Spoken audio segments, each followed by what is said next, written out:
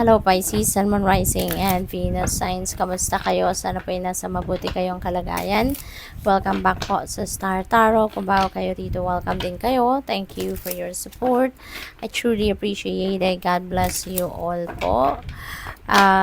Doon po sa mga hindi pa nakakapag-subscribe sa ating channel, please subscribe and please hit the notification bell para lagi po kayong updated sa mga uploads natin. And lagi naman po ako nag-upload everyday po.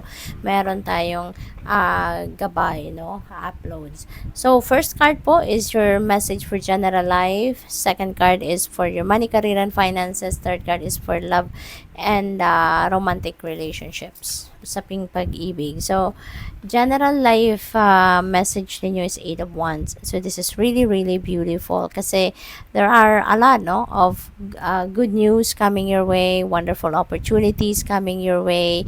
Maaring related ito sa iba't ibang parte ng buhay ninyo. Pwedeng opportunity yan sa relationship, sa pag-ibig, pwedeng trabaho, career, negosyo, since meron din itong travel energy, kaya meron kayong opportunity to travel, whether it is impromptu or whether it is planned or booked na, matagal na. So, now is the time siguro that you are going to prepare for that, or baka talagang sa ngayon, aalis na kayo, diba? Magta-travel na kayo for whatever reason. And, kung ano man ang mga kaganapan dito sa buhay ninyo, ano mang opportunity ang dadating sa buhay ninyo, this is going to require you, this is going to require you to take action right away. This is going to require you to look into it, na hindi na kayo dapat na magpatumpik-tumpik pa. Dapat gagawin ninyo agad-agad ito kung ano man, ang mga bagay na yan. So, pagdating sa inyong money, career, and finances, meron tayong moon energy. And so, maaaring meron kayong mga financial decisions na kailangan gawin sa ngayon.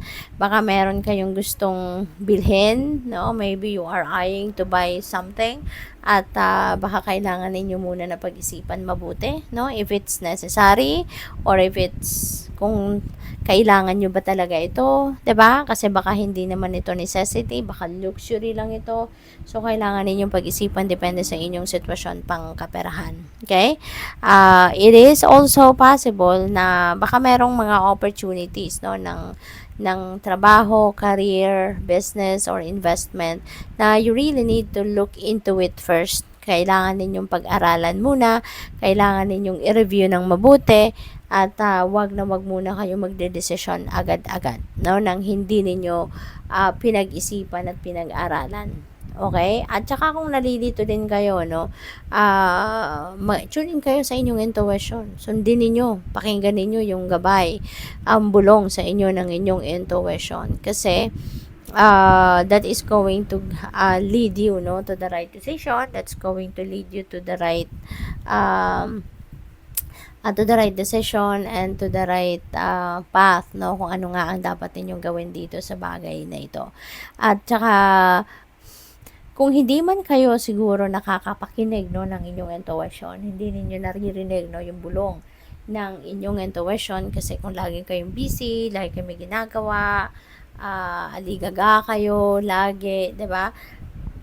Pansinin niyo yung inyong panaginip, kasi baka nananaginip kayo lately, and yung panaginip natin, that is also guidance from the divine, the universe, and the rest of your spirit team. Okay?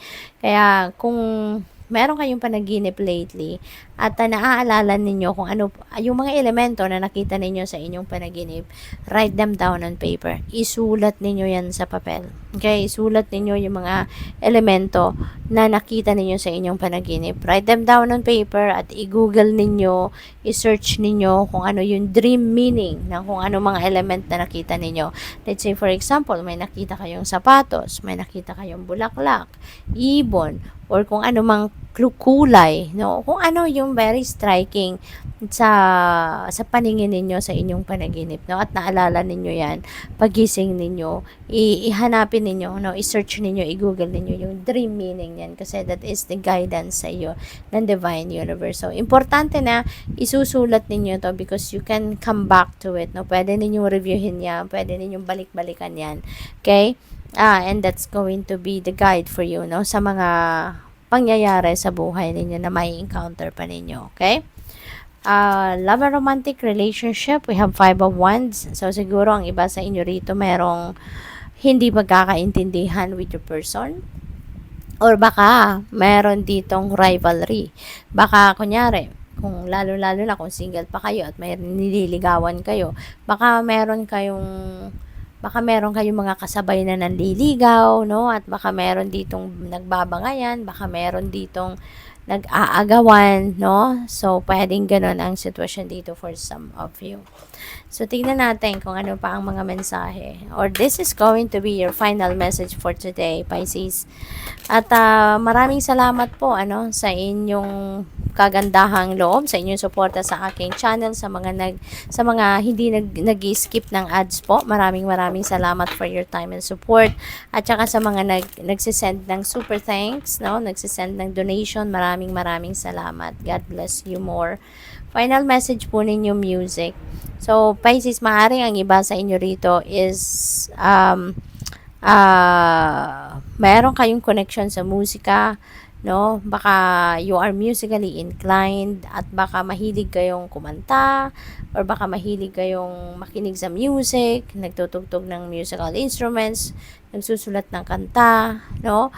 Malapit ang puso ninyo sa musika, pero maybe for quite some time, no? Baka nagkaroon kayo for whatever reason, nagkaroon kayo ng disconnect sa music, no? At kaya ngayon, no, parang ito iniimbitahan kayo na pinapaalala sa iyo na teka lang, Pisces, no? Music has been a big part ng buhay ninyo. Music has been played a huge role sa buhay ninyo in the past. Pero ano nangyari? Ba't ngayon parang kinalimutan mo na? So this could be a reminder para sa iyo na mag-connect kayo muli sa musika. Ibalik ninyo ito na musika sa buhay ninyo. Kasi maaaring ito yung nagpapasaya sa inyo or maaaring ito yung pupukaw muli ng inyong passion sa buhay.